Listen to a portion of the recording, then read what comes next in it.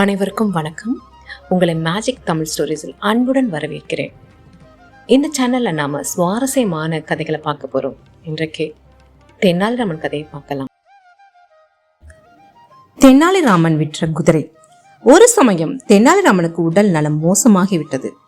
வைத்தியரும் வந்து பார்த்தார். வைத்திய செலவு நிறைய ஆகும் என்று சொல்லிவிட்டு போய்விட்டார். வைத்திய செலவுக்கு தென்னாலிராமனிடம் பணம் இல்லை. ஆகையால் அவ்வூரில் வட்டி கொடுக்கும் சேட்டை அணுகினான்.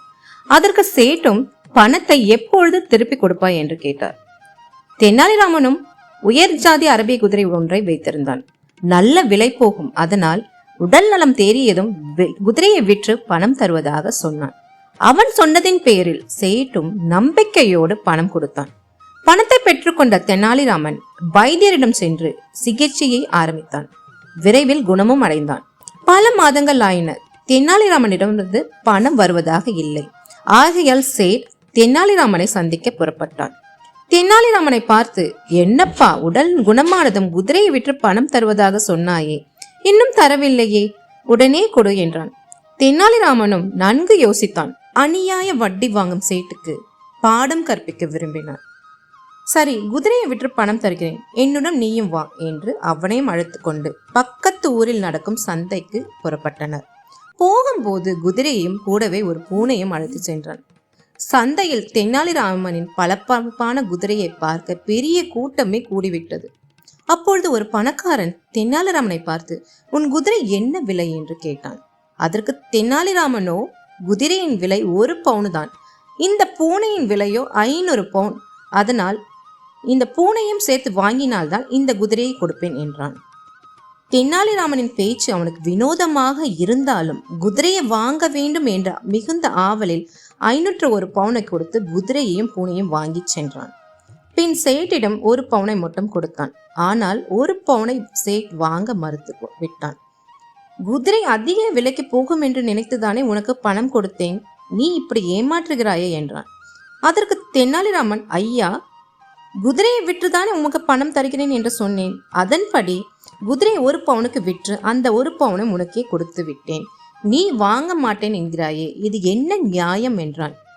சேட்டோ 500 பவுன் வேண்டும் என்றான்.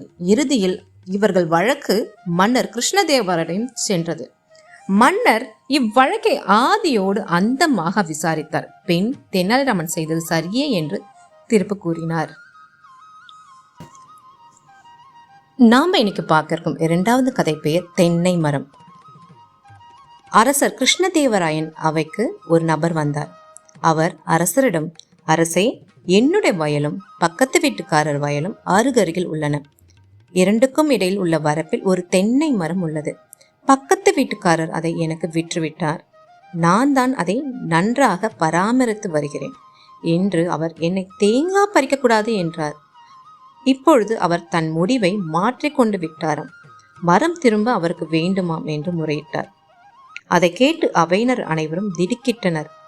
அமைச்சர் சொன்னார், இந்த மனிதாபிமானம் அற்ற மனிதரை கைது செய்து வந்து சிறையில் அடைக்க வேண்டும் என்றார். அதற்குள் சேனாதிபதி அந்த நபரை கைது செய்து வர தயாராகிவிட்டார். அப்பொழுது அரசர் என்ன செய்யலாம் என்று யோசிப்பது போல தென்னாலிராமனை பார்த்தார். தென்னாலிராமன் புரிந்து கொண்டு, தாங்கள் அனுமதி தந்தால் இதற்கான தீர்வை நாளைக்கு தள்ளி வைத்துக் கொள்ளலாம் என்றார். அரசர் சரி என்றார். தென்னாலிராமன் அந்த நபரிடம், நாளைக்கு உன் பக்கத்து வீட்டுக்காரனும் அழைத்து வா என்று அவனை அனுப்பிவிட்டார். மறுநாள் அந்த நபரும் பக்கத்து வீட்டுக்காரனும் சபைக்கு வந்தனர். இருவரிடமும் நன்கு விசாரணை பிறகு தென்னாலிராமன் சொன்னார், அப்படியானால் நீ உன் மரத்தை திரும்ப எடுத்துக்கொள்ள விரும்புகிறாய் அல்லவா என்றார். அதற்கு அவன், ஆமையா என்றான். சரி, நீ அவனுடைய பணத்தை திரும்பி கொடுத்து விடு என்றார் தென்னாலிராமன். அவனும் பணத்தை எடுத்து கொடுத்து விட்டான். சபையினருக்கு ஒன்றும் புரியவில்லை. தென்னாலி ஏன் இப்படி எல்லாம் செய்கிறார் என்று திகைத்தனர். பிறகு தென்னாலி மரத்தை வாங்கியவரிடம், சரி, இன்றையிலிருந்து இந்த மரம் உன்னுடையது அல்ல என்றார். அந்த மனிதரின் முகத்தில் ஏமாற்றம். அப்பொழுது தென்னாலிராமன் தொடர்ந்து, இன்னொரு முக்கியமான விஷயம், நீ அந்த மரத்தை வாங்கும் பொழுது எப்படி இருந்ததோ அப்படியே நீ அதை திருப்பி கொடுத்து விட வேண்டும் என்றார். அதாவது, நீ மரத்தை வாங்கும் பொழுது அந்த மரம் காய்க்க தொடங்கவில்லை. ஆகவே அதை திரும்ப ஒப்படைப்பதற்கு முன்பு எல்லா காய்களும் பறித்து கொண்டு விடு என்றார் வாங்கியவரிடம். திரும்ப பெற்றவரிடம், காயில்லாத மரத்தை தானே நீ விற்றாய், ஆகவே என்றைக்கும் காயில்லாத மரம்தான் உன்னுடையது.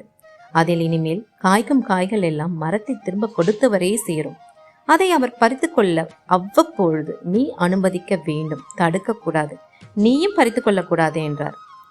தென்னாலின் இந்த தீர்ப்பை அரசர் ஆமோதித்தார். திரும்ப பெற்றவன் முகத்தில் ஏமாற்றம். புகார் கொடுக்க வந்த நபர் மகிழ்ச்சியுடன் எல்லாரையும், குறிப்பாக தென்னாலிராமனை வணங்கிவிட்டு விடை பெற்று சென்றார். இந்த கதைகள்லாம் உங்களுக்கு பிடிச்சிருக்குன்னு நம்புறேன். நன்றிகள்.